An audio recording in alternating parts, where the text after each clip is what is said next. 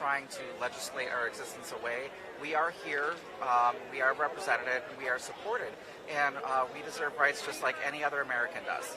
And if there's something you would like the government to know with all of this happening right now, what would you say if you could have them alone, the legislators, for a moment? We're not a new idea. We're not a new group. We have always been here. We've always been part of the communities. And it's time to start recognizing that and to give us equal protections. Great. And are you part of the committee of gathering everyone together today? I'm actually a volunteer with the Human Rights Campaign, and I'm actually from the Chicago Steering Committee. So I've actually traveled in from this along with several others from Chicago and Illinois. Great. Thank you so much, Penelope. I am also from Chicago. Oh, wonderful. Do you know Pride films and plays and all? I'm familiar. Broadway, I used to work with them. Gotcha. So, not on the record, but I work for Broadway in Chicago, so that's why, yeah. Sure, I know. So yeah. So, thank you for taking the time. Sure, thank you.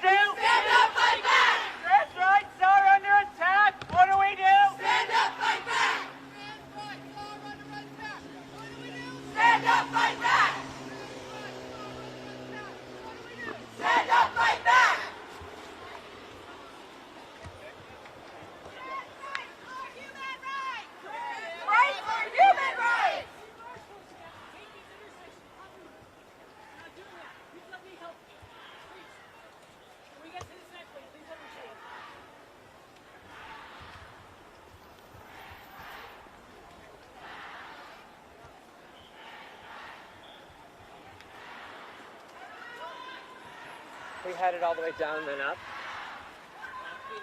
I'm going to take this intersection. Okay. Y'all trying to go 3rd Street, cut across? We're going to cross this north and then Are you going up to Union Square? All right, I would strong suggestion, go ahead and make the turn here so you can follow the traffic lights and see when you're turning right. Make the turn here and then we'll get you on call.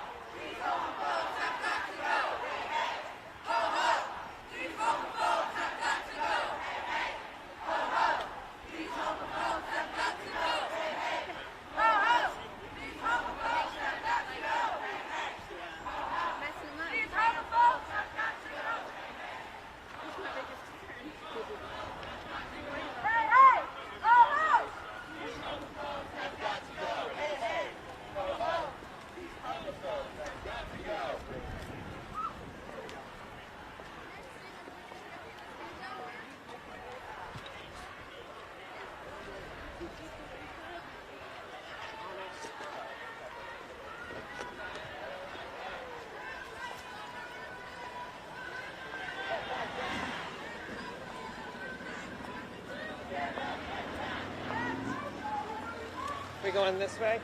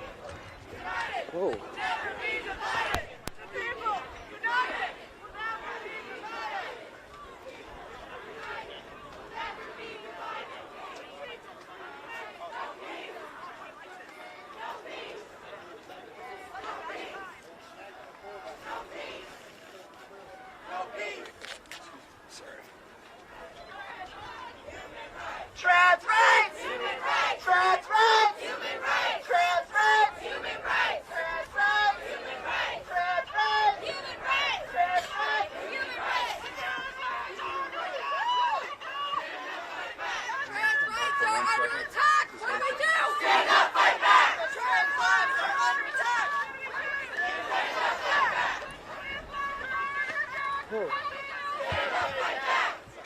If you cannot remove sex from sexuality, you are the issue. Sorry. These transphobes have got to go. Hey, hey. Ho, ho. These transphobes have got to go. Hey, hey. Ho, ho. These transphobes have got to go. Hey, hey. Ho, ho. These transphobes have got to go. Hey, hey. Ho, ho. These transphobes have got to go.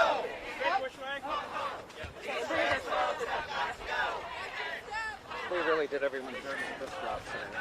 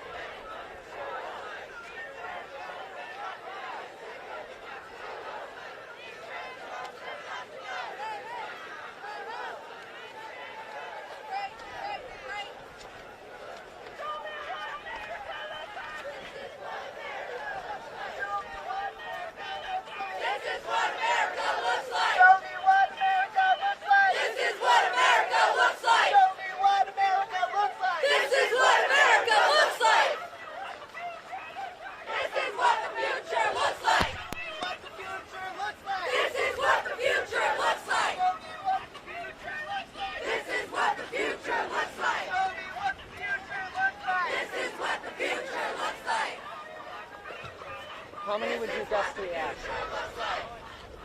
Over 1,000. Right? I'm terrible with guessing. Somewhere between 15 and 2,000. Okay. I can't actually see it all yet. I know. I'll let you know when I do.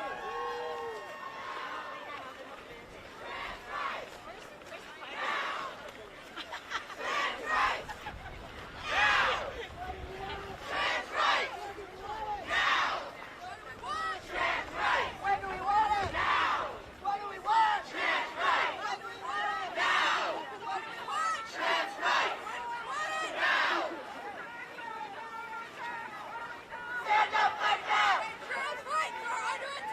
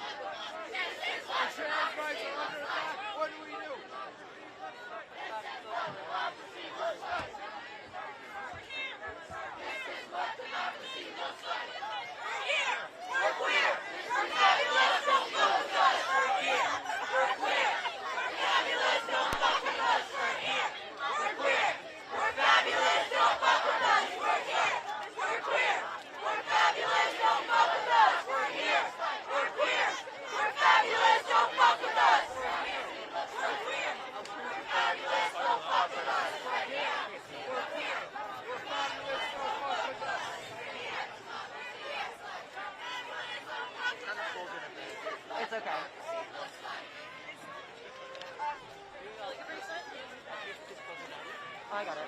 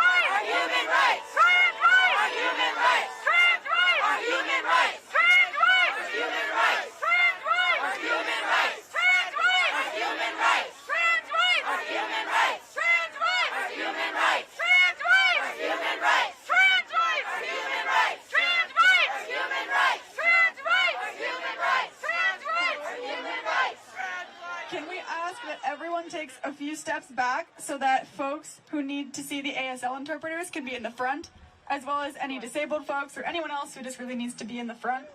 Thank you.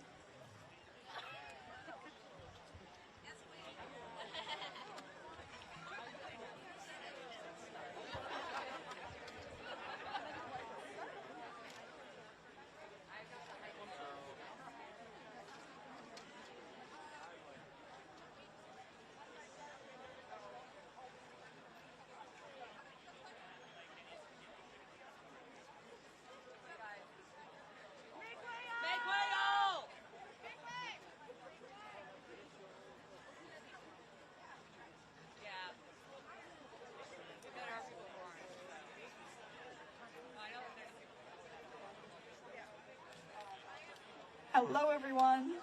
Thank you for being here. We are so energized to have you all here with us today. You bring hope to me, to all of us.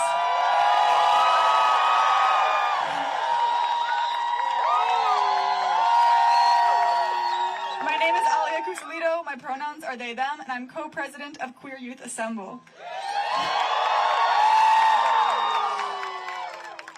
This This march has reached so many people around the country because of our strength as individuals and as a community. This is a heavy time. It's a frightening time and a necessary time to speak up. We've heard from students afraid to attend school and mothers who have lost their children. We want to honor them and the memory of so many trans people who have died due to suicide and hate crimes. We can honor them by creating a better world for everyone. Every human being deserves safety, autonomy, and joy.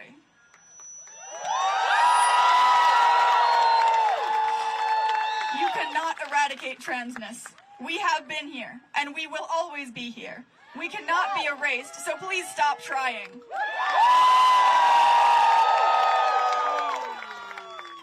Over the course of planning this march, we've had the fortune of meeting hundreds of incredible leaders from around the country, and many of them directly helped us develop our list of demands.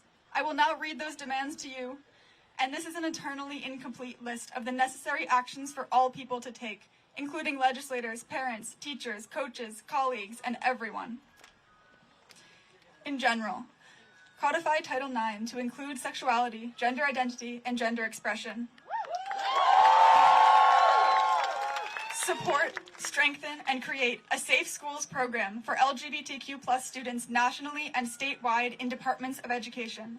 Require all states form a statewide commission on LGBTQ+ youth that will assist with policy, professional development, and queer and trans youth empowerment.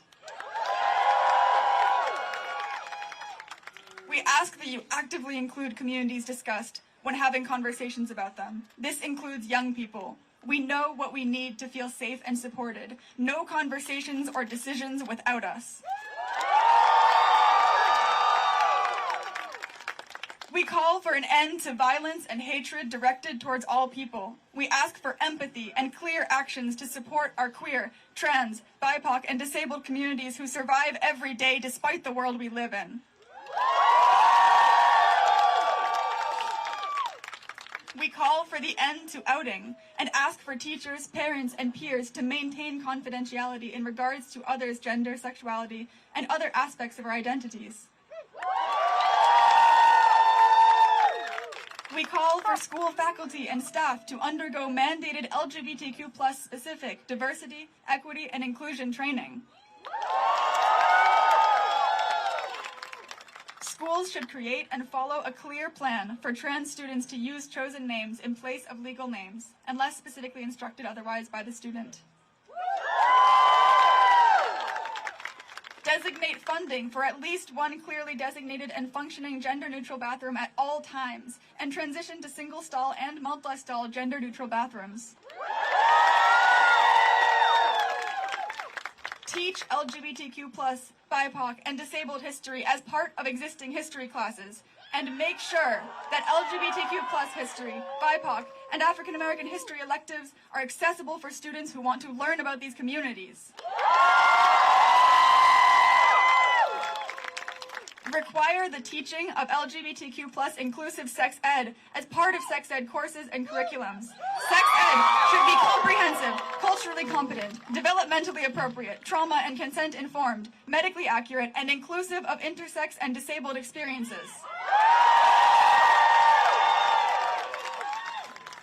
Remove dress codes that are racist, sexist, homophobic, transphobic, ableist, nativist, xenophobic, mentalist or sanist, or classist.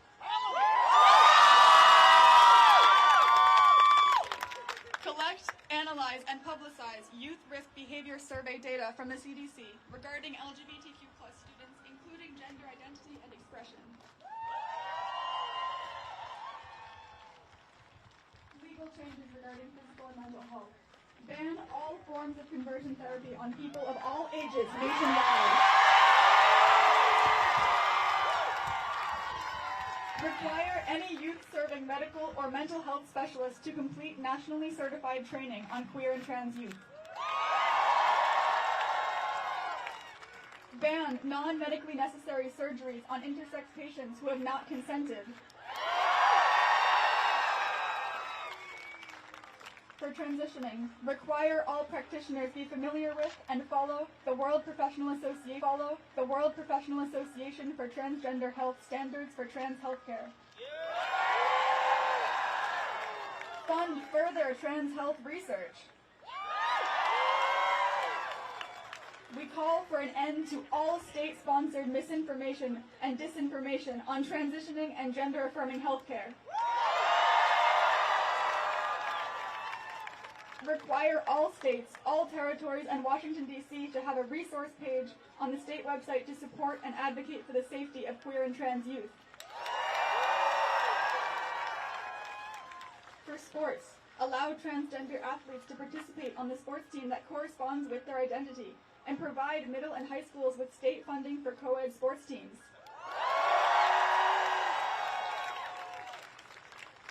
Ban genital checks and other invasive, unnecessary medical practices for all athletes.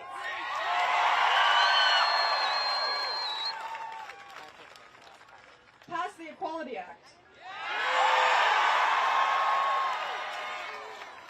Require states to form an LGBTQ+ legislative group to advise lawmakers on legislation that impacts the LGBTQ+ community. Create a federal law protecting the right to health care and bodily autonomy for trans youth and adults. Ratify the Equality Amendment, an updated, comprehensive, and inclusive version of the proposed federal Equal Rights Amendment, which would protect the equal rights of all people and prohibit any and all forms of discrimination based on race, ethnicity, sexual orientation, gender identity, nationality, disability, religion, spirituality, etc. Ratify equality amendments into state constitutions, or update current state equal rights amendments to make them fully comprehensive and inclusive. Repeal any and all existing state constitutional amendments banning same-sex unions and replace them with marriage equality amendments. Repeal any and all existing state anti-sodomy laws that are still on the legal books. And for workplaces, create a federal law protecting queer and trans people's rights and safety in the workplace. That is the end of our current list of demands, but it is by no means the end of what we're fighting for. This is constantly, it's always evolving and changing, and we will always add to this list. So now, I am so excited to begin introducing our speakers. First, we will have Samira Burnside. She's a 16-year-old trans woman from Tampa, Florida. She's a journalist for thequeernotion.com and an activist invested in the unity and progress of the trans community.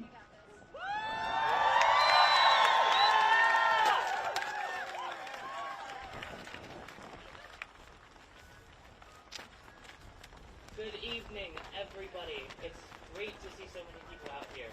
A lot of people like to pay lip service to trans issues, but not a lot of people actually come out to support us, so thank you. These last few months have been hard for all of us, as Republicans swept into more seats than they held last year and another election cycle begins. Transgenderism has become the battleground through which the culture war finds itself reborn, more violent, more angry, more terrible. One side would like to act as if we do not exist, as if we are not real, as if we are products of a social trend, and not every bit as human, as valuable, and deserving of freedom as every other American. Some even suggest that we should be eradicated, shunned into the quiet corners of society in silence.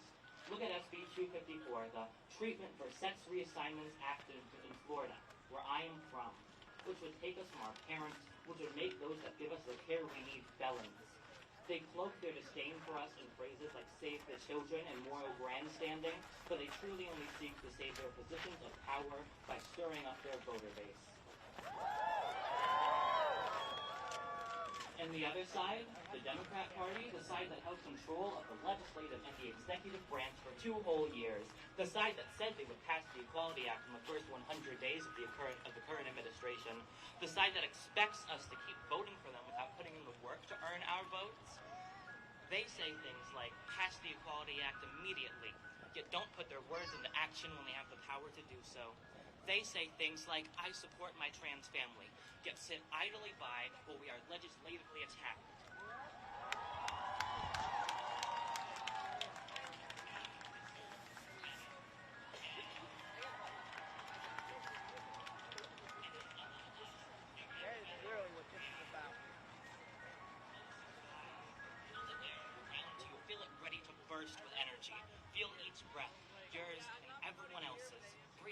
same energy.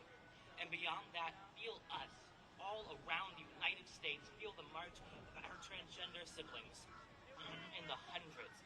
Hear their voices raised in protest, feel their voices raised in protest, feel the will of the people who couldn't be here with us, and know that we deserve so much better than false prophets and empty promises. We spend so much of our time, so much of our energy pointing fingers at the people who hate us, calling them names and attacking them directly. But at least that group of people is being honest with us. At least we know what to expect from them. I don't know about you, but I would rather be called a slur to my face by someone who hates me than be told I'm loved and done wrong behind my back.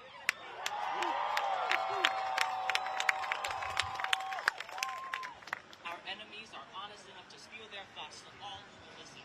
It's time for us to demand the same level of honesty from those who call themselves our allies. We don't need I love your pen. Thank you. Where'd you find that? I see them online. We don't need sympathetic sentiment. We don't need messages of pity. We don't need complacent disgust. We need action. Organized, focused, committed action.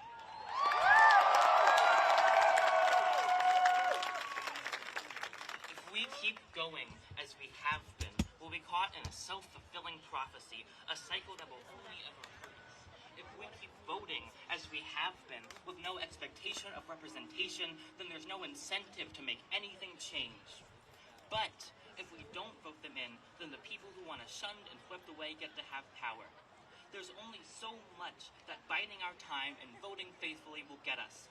Look at how long it's taken them to pass the Equality Act, a rather simple and inoffensive piece of legislation with broad support that nonetheless has gone without signature for years.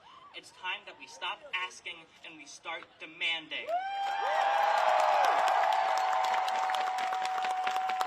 We have been on the defensive for too long, desperately voting to keep things stationary for too long. But nothing can be stationary forever. Something must break. We shouldn't be holding protests outside the houses of Supreme Court judges or Board of Medicine meetings. We should be loud in the streets around the places of legislature and the representatives who told us they would help us, who said they would represent us and haven't. They are the people who can change things, who instead have opted to stand in solidarity with us and cry crocodile tears rather than stand up for us as we die. They pit us against each other. They make a war for basic human rights look like a war on the soul of America. But really, it doesn't matter what names you want to call us, what pronouns you prefer to use, or what cruel words you deign to say. What matters is that the law recognizes that we exist and protects us in our existence. It's high time that we see through their smoke and mirrors and demand change, demand protection under law, demand our rights, demand the pursuit to life, liberty, and happiness, demand our seat at their table.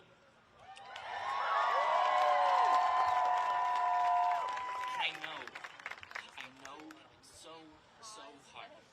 I know most trans people just want to live. I know that so many of you have fought so hard just to get to live the life you're living now. I know so many of you are still fighting for that life. But we can't. We can't just live, and I am so sorry that the world has taken that away from us. But they have made it so that to be trans is to be a renegade, a political statement, a chess piece in an ever-changing game, and if we aren't making the moves, then someone else is making them for us. To be trans and to not be an activist is ignorance. It's living in a burning house and ignoring the smoke. The fire will reach all of us, and when it comes, we all have to fight it. And maybe when that's done, when the laws of hate and ignorance have been put down, when our lives are no longer threatened by those in power, maybe then we can just live. Maybe then the trans children after us can just live and play and dream and grow and plan for a future in a world that they can be safe in.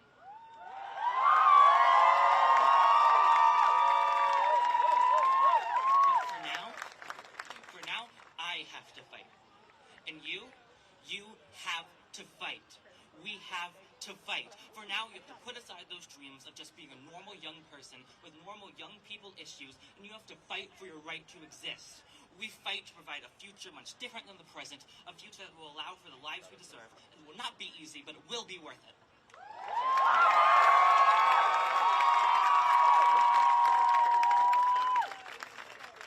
This fight has many faces, too. It's important to be in the streets, to be loud and hold signs, and it's important, too, to email your representatives and ask them for comments, and it's important, too, to labor over a spreadsheet for hours, to organize events like this, and it's important, too, to reach out to those who disagree and understand them and make inroads and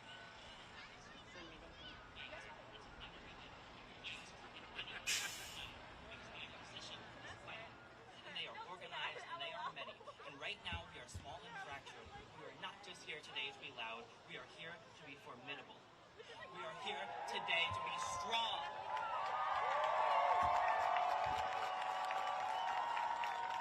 We must be organized. Like Dr. Martin Luther King Jr. once said, those who love peace must learn to organize as effectively as those who love war. And we can. No, we will learn to organize. And I believe that, yes. But I also believe that it will be hard. But I also believe in transgender militants and transgender peaceful protesters, and I believe in transgender history and transgender ancestors, and I believe in transgender stories and transgender fiction. I believe in transgender parents, mothers and fathers. I believe in transgender teenagers and young adults. I believe in transgender elders and transgender cousins, aunts, uncles. I don't believe in politics, but I do believe in people. I believe in transgender joy and transgender strife. I believe in long night planning the fight and long days celebrating our victories. I believe in trans rights not as a phrase, but as a call to action. I believe in false allies, but also in true friends. I believe in flags like pink, blue, and white. I believe in transgender not as a group or a title, but as a movement. I believe that our cause is just and we are right. And I believe in transgender people in the daily.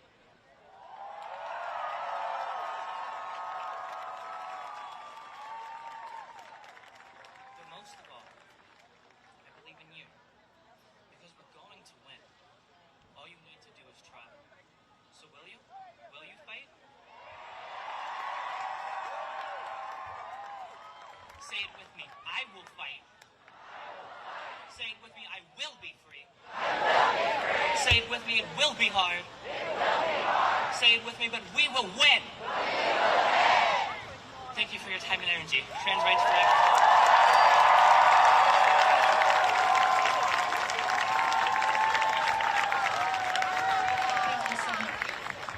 Next to speak is Shapley Brooks. She is the Executive Director of the Massachusetts Commission on LGBTQ Youth, the first and only commission in the country for LGBTQ youth.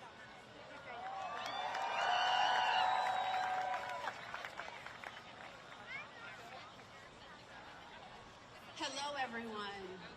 Let's just get a little energy. Let's wrap it up. I love this. I am so proud of Queer Youth Assemble. For accessibility purposes, I am a brown-skinned black woman with long dark hair, red lipstick, a black blazer. I'm giving Beyonce meets Angela Davis. Thank you to Queer Youth Assemble and to all of you from around the country who have come to stand in solidarity with us. Again, my name is Shapley Brooks. I use she, her pronouns, and I am the Executive Director of the Massachusetts Commission on LGBTQ Youth. I am not the only person there, though, so I have to shout out some names. Kim Topping, who runs our Safe Schools program, over here. Raina Hill, who is our Policy and Legislative Manager. Molly Wexler-Romig, who is our Programs Manager.